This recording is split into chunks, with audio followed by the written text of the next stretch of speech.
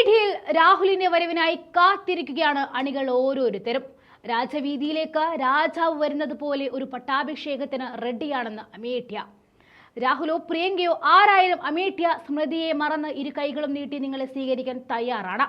വൈകാതെ തന്നെ ഇരു മണ്ഡലങ്ങളിലും സ്ഥാനാർത്ഥികളെ പ്രഖ്യാപിക്കുമെന്ന് അറിയിച്ചിരുന്നുവെങ്കിലും തീരുമാനം നീണ്ടുപോകുന്നതാണ് പ്രവർത്തകരെ നിരാശരാക്കിയത്.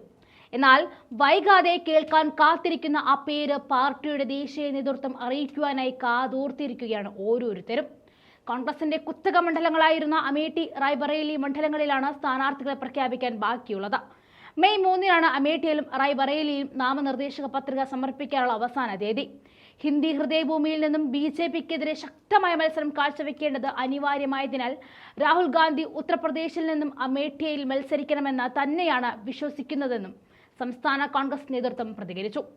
അതിനായി അമേഠിയിലെ കോൺഗ്രസ് ഓഫീസിന് പുറത്ത് കാവലാണ് കോൺഗ്രസ് അണികൾ ഓരോരുത്തരും.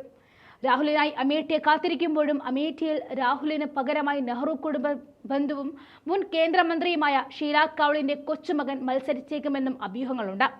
പ്രിയങ്ക ഗാന്ധിയുടെ ഭർത്താവ് റോബർട്ട് വാദ്രയും സീറ്റിനായി രംഗത്തുണ്ട്.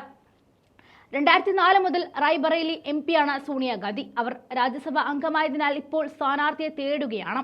അമേഠിയിൽ കഴിഞ്ഞ തവണ രാഹുൽ ഗാന്ധി സ്മൃതി ഇറാനിയോട് പരാജയപ്പെട്ടിരുന്നു. അതുകൊണ്ട് തന്നെ BJPയെ പൊളിച്ചെടുക്കാൻ രാഹുൽ തന്നെ വരണം. കാരണം വീണ്ടും അമേഠിയിൽ സ്ഥാനാർത്ഥിയായിരിക്കുന്ന സ്മൃതി ഇറാനിക്ക് മുന്നിൽ കോൺഗ്രസ് വെക്കുന്ന ഒരു ചെക്കാണ് രാഹുൽ.